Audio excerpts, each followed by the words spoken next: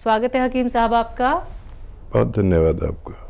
हकीम साहब, हर एक उम्र में हर एक व्यक्ति चुस्त तंदुरुस्त रहना चाहता है। वो चाहता है कि उसे कोई बीमारी ना हो, लेकिन क्या करे, बीमारी तो दस्तक दे ही जाती है, चाहे वो छोटी हो या बड़ी हो। लेकिन हम बीमारी को नज़रअंदाज ज़रूर करते हैं। हल्की सी कोई परेशानी होती है, सोचते हैं कि ठीक हो जाएगी, ये ले लेते हैं मेडिसिन या वो ले लेते हैं। तो एक उम्र के बाद समझ में आता है कि अब आपको एक सही उपचार अपनाना चाहिए। हमने बड़े बुजुर्गों से सुना है कि जो हम बचपन में खाते पीते हैं उसका असर हमें आगे जाके दिखता है जैसे जैसे हमारी उम्र बढ़ती है। तो इस बात में कितनी सच्चाई है? क्या ऐसा है कि हम अगर पहले से ही अपने खान पान पे ध्यान रखें तो धीरे धीरे करके जब हमारी उम्र बढ़ती है तो वो हमें कहीं ना कहीं सेहतमंद बनाती है? देखिए, ये हमारी जो ग्रोथ की उम्र है जी वो तकरीबन 20-22 साल तक हमारी ग्रोथ होती रहती है। जी। और वाकई इसमें जो खाते हैं वो जिस्म को लगता है। वो गाँवों में कहते हैं कि पानी भी पियो तो दूध बन के लगता है इस उम्र में। और फिर आती है वो उम्र जहाँ हमारी नशोनुमा यानी ग्रोथ ख़त्म हो जाती है। अब फिर वो जवानी की उम्र आ गई, आदमी बालिग हो गया। तो फिर ये जो कुछ खाया पिया है ये हमारे जिस्म ने कबूल किया और एक सेहतमंद इंसान को पैदा कर दिया। अब यहाँ से जो उम्र है वो 40 साल तक, 35 साल तक सेहत वाली रहती है और खाने पीने का असर हमारे पूरे जिस्म पर पड़ता है, दिमाग पर पड़ता है, हाथ पैरों पर पड़ता है। अब ये उम्र जो आ गई 35-40 साल की, यहाँ फिर ये बीमारियों की उम्र आ गई। अब यहाँ से जिसने एहतियात कर ली तो वो स्वास्थ्य ज़िंदगी गुजार सकता है। तो इस जीवन में जो 40 साल के बाद का जीवन है, इसमें हर बीमारी आपको दरवाजे पर दस्तक देगी।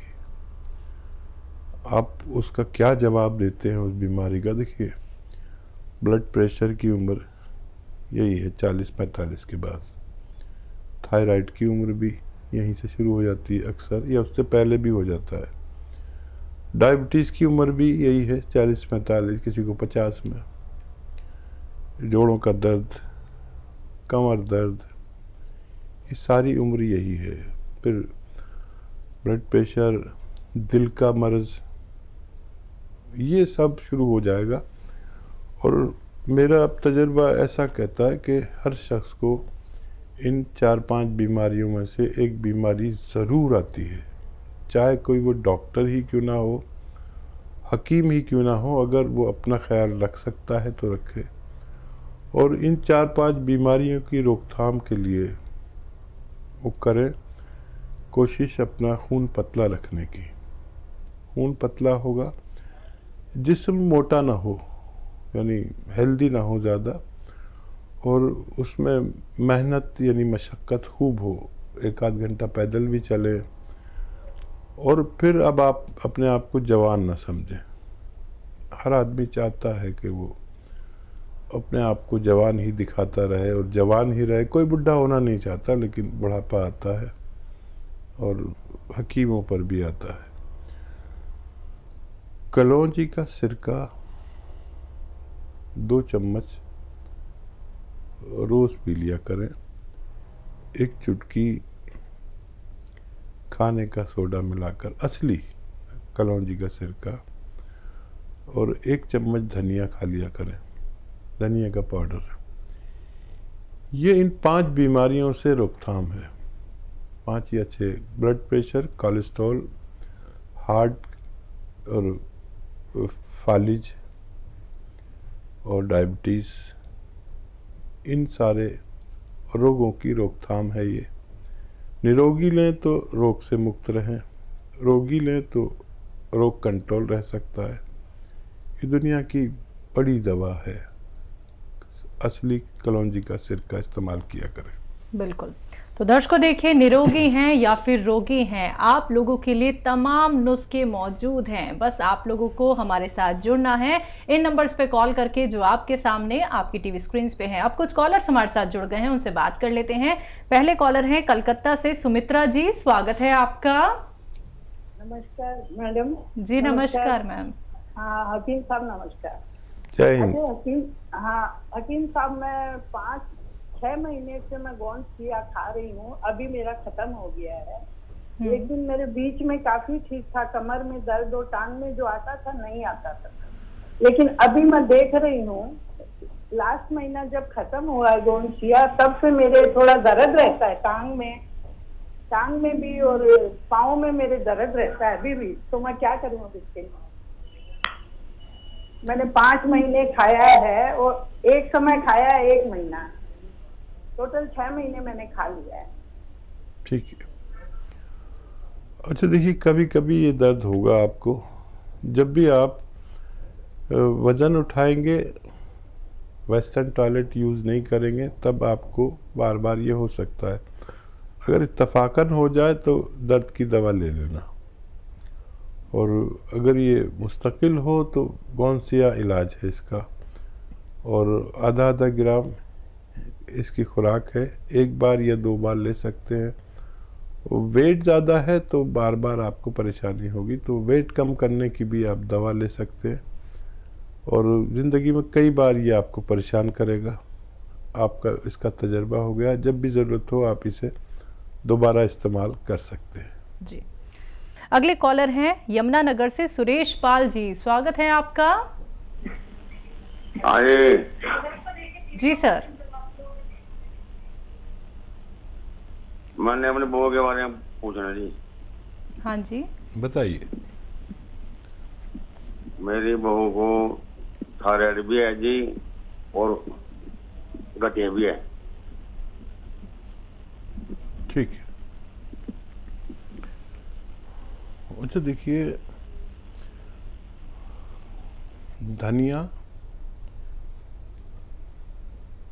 और अलसी को हल्का सा भून लें और धनिए के साथ पाउडर बना लें। और एक आता है गोंद स्याह, काला गोंद, ये असली लेना, नकली बहुत मिलता है। गोंद स्याह आधा ग्राम, और ये जो धनिया और अलसी का पाउडर आपने बनाया है ये 1 चम्मच याद रखें। ये गोंद स्याह असली लें और आधा ग्राम इसमें मिलाकर सुबह और शाम खाने के बाद चम्मच भरकर ये इस्तेमाल किया करें, दिन में 2 बार। और जो थायराइड की दवा वगैरह है वो भी चलती रहने दें, और हर 2 महीने में फिर आप थायराइड का टेस्ट कराएं तो आपको अच्छा लगेगा। डॉक्टर को भी आपके कि उनका थायराइड कंट्रोल आता जाएगा। जितना कंट्रोल आए, आपके डॉक्टर के मशवरे से वो उनकी थायराइड की गोली को पोटेंसी कम करते करते उसे छुड़ाएंगे। इसमें 6-7 महीने लग सकते हैं। दोनों चीज़ें, दोनों रोग बच्ची के ठीक हो सकते हैं, आपकी बहू के। मुरादाबाद से हैं परवीन कपूर जी, स्वागत है आपका। जी सवाल कर लीजिए सर। मेरे को इस तरह नींद की प्रॉब्लम है, डिप्रेशन की शिकायत है। उम्र कितनी है? मेरी 51 है, और मेरी वाइफ की जो है वो 46 है। उसको भी डिप्रेशन की प्रॉब्लम है और नींद नहीं आती, गुस्सा बहुत आता है जी। हाँ देखिए, हर एक आदमी को डिप्रेशन है आजकल। कभी सोचता हूँ मुझे भी अक्सर डिप्रेशन हो जाता है, और जैसे दुनिया के हालात होते हैं और जैसे घर के हालात होते हैं, डिप्रेशन का आना तय है। जो भी आदमी जिम्मेदार है वो सोचता ज़्यादा है, और उस सोच से निकल कर आना चाहिए। कभी कभी हम डीप सोचकर और वहीं रह जाते हैं, और भगवान पे भरोसा करें। कोई भी परेशानी आए तो उसमें कोशिश करें जितनी भी आप कर सकते हैं, बाकी सब भगवान पे छोड़ दें। अगर उसमें कामयाबी नहीं मिली तो उसमें भी इत्मीनान रखें कि भगवान की तरफ से आपके लिए यही बेहतर है। और 1 चम्मच धनिए का पाउडर रोज़ाना 2 बार खाएं। धनिया तो आप जानते हैं, धनिए का पाउडर 1 चम्मच खाकर और 1 चुटकी नमक जैतून 2 गिलास पानी मिलाकर ये पानी पी लिया करें। दिन में 1 बार या 2 बार, सुबह और रात को सोते वक्त। आप दोनों को फ़ायदा होना मुमकिन है। जी हकीम साहब, जो बात इन्होंने कही कि डिप्रेशन, फिर नींद नहीं आती, ऊपर से गुस्सा बहुत ज़्यादा आता है, तो ये तीनों चीज़ें ही अगर किसी भी व्यक्ति को हो गई हैं तो वो तो वैसे ही बीमार ही है। देखिए, डीप तो सब समझदार लोग जाते हैं। डीप कोई भी पागल आदमी नहीं जाता, समझदार आदमी जाता है जी। और इतनी परेशानियां हैं दुनिया में, समाज में, घर में, हर घर में कोई ना कोई परेशानी, फसाद, आपस में लड़ाई झगड़े, और कोई इतनी किस्म की परेशानी है कि आदमी गिन भी नहीं सकता। हमें अपने हालात में जीना चाहिए, जैसे हालात हों वैसा हो जाए, और भगवान का शुक्र वाला ज़रूर हो। ज़्यादातर लोग वो डिप्रेशन में जाते हैं जो भगवान का शुक्र नहीं करते। देखिए, जिस हाल में भी भगवान रखे, अगर वो हमें 2 वक्त की रोटी, हलाल रोज़ी, रिश्वत वाली नहीं, मेहनत वाली और हक वाली, हलाल वाली दे रहा है तो उसका बहुत बड़ा करम है। बस ये रोटी ही सच्चाई है ज़िंदगी की। बाकी पढ़ेगा नहीं आदमी तो चल जाएगा, और घर नहीं होगा तो फुटपाथ पे सो जाएगा, और हर चीज़ को आप कवर कर सकते हैं। अगर रोटी नहीं है तो जी नहीं सकते। अगर भगवान रोटी दे रहा है 2 वक्त की इज्जत से, समझ लीजिए उसकी बहुत बड़ी इनायत है। अब आपको जो कुछ चाहिए,